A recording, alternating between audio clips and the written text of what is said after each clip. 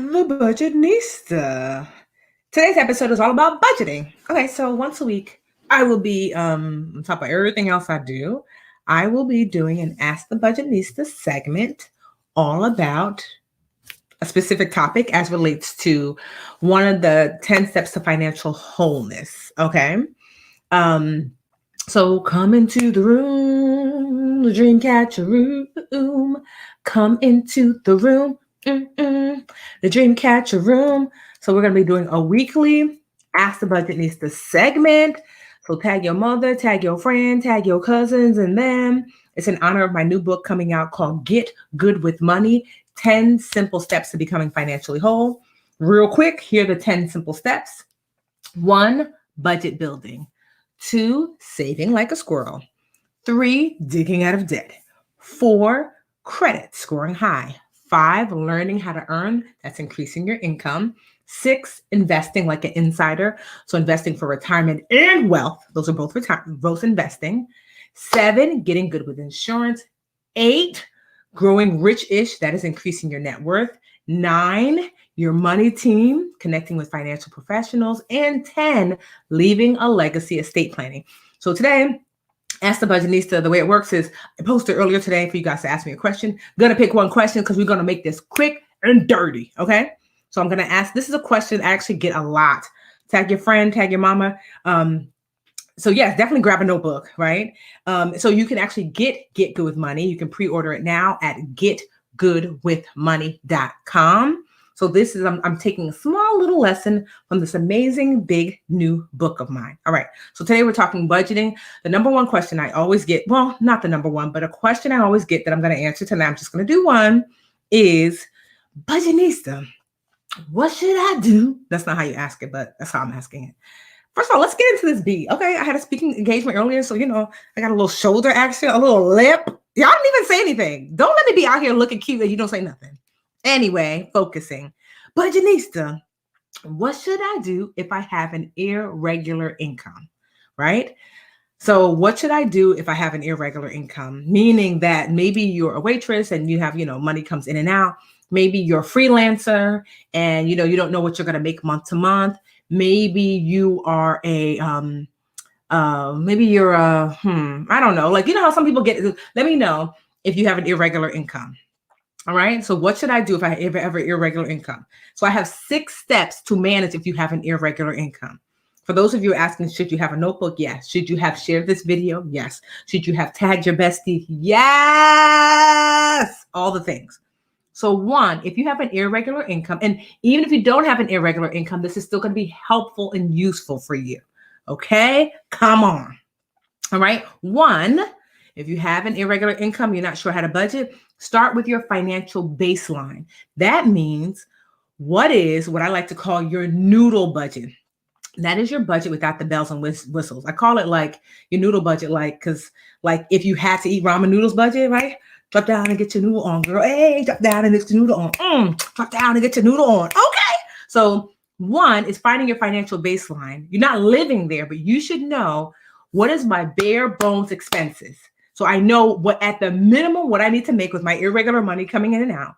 What do I need to make at a minimum to support my basic life? That is number 1. Got it? Someone write noodle budget, number 1. Okay. Number 2, if you're just joining us, we're talking about how do you budget when you have an irregular income? You guys ask this question all the time, answering it. Number 2, you're going to be like the squirrel. Okay. You're going to be like a squirrel. If you live on the East Coast, we got squirrels for days. Do they have squirrels in California? I don't know. Anyway, East Coast, squirrels for days, right? So here's the thing about squirrels. They are super savvy, smart savers. This is what squirrels do. Squirrels be like, it's the spring. It's the fall. You know what I see? Acorns. But we're going to pretend these are acorns. Acorns, abundance. You know what I'm going to do as a squirrel? I could chill, but I'm not going to do that, because if there's 1 acorn, there's 2. If there's 2, there's 3. If there's 3, there's 4. Squirrels be like, when things are in abundance, squirrels be leaning in. Have you seen a squirrel? They be out there like, mind your business. I'm over here just trying to get as many acorns as possible. When things are in abundance, squirrels lean in. And you know what they do? I have one for now. I'm going to put these up for when? Later. right? Squirrels understand when things are in abundance, they lean in, work a little harder, and put up some for later.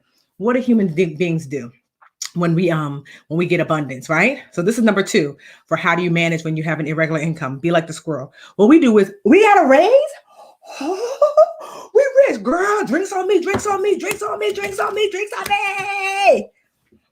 We go out spending, right? And we chill. Human beings are the opposite, unfortunately, most of us, many of us. Lord knows I'll be like that, right? So I want you, if you have an irregular income, and honestly, if you have a regular income, to be like the squirrel, that when you find yourself in financial abundance, financial fall, financial spring, acorns are abound. I want you to lean in, because where there's $1, there's another and another and a sister and a brother, right? I want you to lean in, see how much you can make more, but then I also want you to store and save more, because why? Financial winter comes for all of us. Squirrels know that the seasons are cyclical. Somehow we as human beings don't understand that finances are cyclical. Sometimes there's financial abundance. Sometimes there's a little financial, I won't say lack, because I don't believe in lack, but sometimes there's financial winter. Financial summer, spring, fall, financial winter. That's just natural. It's not you. You didn't do anything wrong. Financial winter comes for everyone, including squirrels, but they plan for it. So if you have, whether it's regular income or irregular income, be like the squirrel. Number 2, got it? Got it? Good. Drought, financial drought. There you go, Tamara. Thank you. Right, Rael. Thank you. Okay. 3, live. This is for budgeting question. You guys are always asking me this question. What do I do if I have an irregular income? Number 3 is live by percentages. Numbers are bae. Numbers are super, super important. So you want to, if you have a regular income, preschool teacher Tiffany used to be like, let's just say I made $2,500 a month. 500 goes to this, 1,500 goes to bills, 300 goes to that. 500 here, 1,500 here, 500 here, 500 here, 1,500 here. Numbers are your friend. Numbers. I don't know. Usually I'm good with a rhyme. Numbers are your friend. Numbers. Count to 10. I don't know, child. It's late, right? So you want to live by numbers. But unfortunately, if you have an irregular income, it's hard to identify the numbers specifically because you don't know what you're going to make, sis. But you can live by percentages. So when I went from preschool teacher, regular income, yes, numbers are your friend. Numbers let you win. You know what? Y'all on the same track as me, right? So anyway, so you can't live by your specific numbers, but you can live by percentages. In the beginning, when I was first starting my business, it was like, look, 100% goes to bills. Well, I had to set aside at least 20. I think I was setting aside my tax rate was 25%. 25% went for taxes because I was like freelancing and, I wasn't paying taxes. I didn't have a regular job. And then the rest, honestly, like what was left over, 25% taxes and like 72%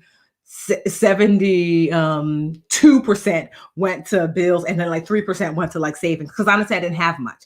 But I just knew that when $1 came in, 25 cents went to taxes, 72 cents went to paying my bills, and maybe 3 cents went to savings. Do you understand that it's a percentage game? So that way, I cannot lean in enough to understand that percentages are your friends. Now, Tiffany, like literally, I'm in a position now that my house is paid off, my rental property is paid off. I don't have any debt. I'm debt free, like my 5-year-old nephew Roman. So now the money that comes in, quite honestly, we still live by percentages because my income still fluctuates. So now, like I set aside 42% for taxes because Uncle Sam is real greedy, right? But then I set aside I want to say maybe 50%, right, for saving and investing. Well, not even saving because my savings is fully funded for investing. And the rest, 10, 15%, sometimes even 5% of my pay of what I make, I put toward bills because I'm in a place now. So I know people tell you 70, 20, 30 rule. It all depends on where you are. Before, I could not save nobody's 5%, let alone the 50% that I'm putting aside. I'm not even saving anymore because my savings is fully funded. I'm using that 50% to invest. So you live by percentages. That is number 3. Okay. Do I pay tithes? Yes. I set aside my 10%. Right. And so I literally have a spreadsheet, literally just in Excel, where literally when money comes in, I set it up automatically where it tells me, Tiffany, you got, let's just say a speaking engagement, $10,000. It goes through 4,200 goes to taxes. 1,000 goes to tithes. I call it giving. My giving account goes to giving. And honestly, I'm doing it differently now. Well, that's how I'm gonna, because that's like more higher finance that we'll talk about in a different time.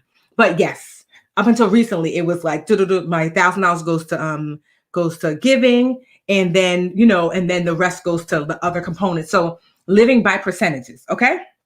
Okay. Number 4, if you have not tagged your auntie in that, and why you playing your friends, they need to learn this too. Okay. So we're talking about budgeting. This is all because my new book, Get Good with Money, is available for pre-order. Officially launches March 30th, but you can pre-order it now. Please do at getgoodwithmoney.com. Matter of fact, I forgot my banner. Hello, girl. Somebody, you got to remind me, child. Let me put this up here. Someone type in getgoodmoney.com. Who's ready to get good with money? Someone type that in our little intermission. Let me pin this. There you go. Get good with money. Okay. All right. So live by percentages. We're talking about get good with money, 10 simple steps to becoming financially whole. The first step is budgeting. Number 1 budget question I get, well, a major one is, how do I budget with irregular income? 1, financial baseline. 2, be like the squirrel. 3, live like by percentages. 4, separate to see. Having separate bank accounts is going to be your best friend. I like 2 checking, 2 savings. Checking number 1, my spending account attached to my debit card. Checking number 2, my bills account. Right? I don't like my bills account to have a debit card attached, because when I go to swiping, I need to make sure I'm not paying, like swiping away my bills. Savings number 1, my emergency savings account.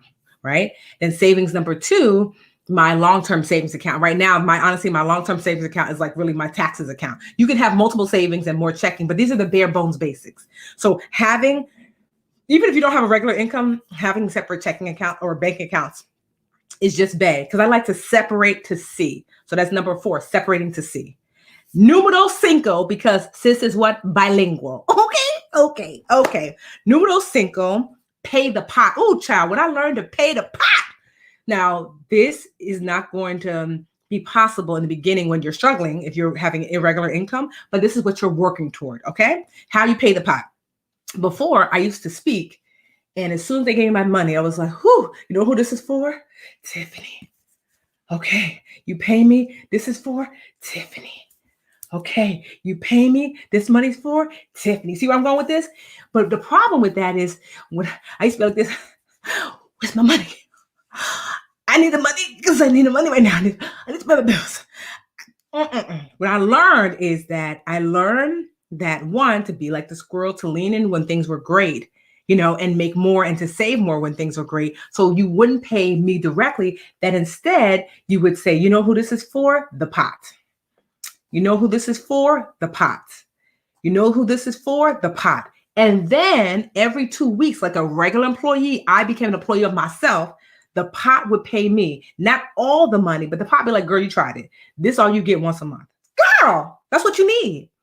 Because then what happened is, if someone was late with a payment, I wouldn't be like, oh my gosh, what I'm going to do? Because people paid the pot and the pot paid me. In the beginning, if you're struggling, you're a new entrepreneur, you're not going to be able to do that. But that's okay.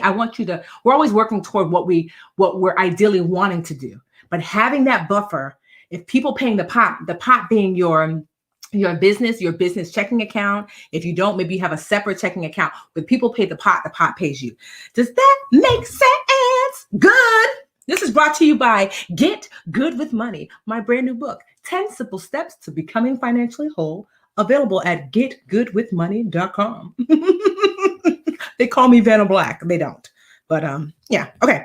Now, last but not least, number 6, automation. Automation is the new discipline.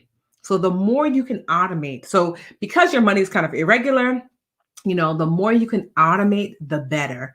You might not be able to automate deposits because obviously, you're not going to know how much you're going to make. You might not even be able to automate the transfers, but at the very least, what you can do is that you can automate your bill payments, like my electric bill, water bill, all those bills are automated from my bills account. The more you can interject automation into your life, the easier you're going to be. You want to know why? Because I get an attitude sometimes. I know I seem all happy-go-lucky. That's my husband. I be having attitudes. Guess who does it? Automation. I be getting hungry. After this, I'm finna eat, even though it's late. Guess who doesn't get hungry? Automation. Guess who, after this, I'm probably going to go to sleep because sis be tired. Guess who don't get tired? Automation. Everybody who knows me know I have the memory of an 80-year-old. I don't care. I've had it since I was sixth grade. Guess who don't have a memory of an 80-year-old and remembers no matter what? Automation. Okay. And so these are the 6 steps. We just hit the 15-minute mark. We got to wrap it up. Again, these are the 6 ways to budget if you have an irregular income, whether you're an employee, maybe you just you work hourly, you don't know your hours all the time. Maybe you're a business person, maybe you're on furlough, whatever that look, right? She said, girl, you're silly. I know. Right? So this is brought to you by, I pull out the small, simple step. If you thought this was good, honestly, I pulled, as much as I'm silly, because I just feel like finance should be fun. I put my heart and soul and all of my knowledge and all of that I've been giving y'all into Get Good with Money plus some. It truly is the adulting guide to money. I remember when I was struggling with my finances and I felt scared. And it was during the 2008 recession and I lost my job. I lost my home. I lost my income. I lost my savings. I lost my retirement account. I lost everything. And I remember navigating it alone and wishing I had a guide. And I always promised myself, because the thing about me is I was a school teacher before I became the Budgetnista, that as a teacher, it is my innate reaction that when I learn a thing, I teach a thing. When I learn a thing, I teach a thing. I cannot keep a thing to myself. I just can't. It's just not my nature. And so as I was learning to build my life, I was showing y'all. That's how I built the Budgetnista, literally. That like a friend was like, can you show me what you do? And I was like, I guess, girl. Can you show my friend what you do? And I'm like, I guess, girl. Can you show my friend's friend? I guess. And before I knew it, I said, I guess 1 million times. There are over 1 million dream catchers, y'all, worldwide. And so I wanted to create this comprehensive step-by-step plan that you are literally going to hear my voice in your head as you read it. Like, this is not so hard. These 10 simple steps to financial wholeness. And so I put it together in this book called Get Good with Money. I hope that you pre-order it. If I've helped you in any way and you want additional help, Get Good with Money. If you've got a new college graduate that you're like, child, you won't be in my pockets, get them Get Good with Money. It's available at getgoodwithmoney.com. You got a sister, a cousin, a friend, yourself, who you're like, I need this adulting guide. I need to be taught in a way that's not fear-based, that's fun, that's joyful, but also I have my master's in education that's actually going to walk me through to do the work that's sustainable, a work that you're able to maintain. Go to getgoodwithmoney.com, pre-order. I will see you guys next week. Next week, I don't know what we're going to talk about. Let me know in the comments what we should talk about next week. I answer one amazing question. Okay. All right, y'all. See you when I see you. Bye. Bye, y'all.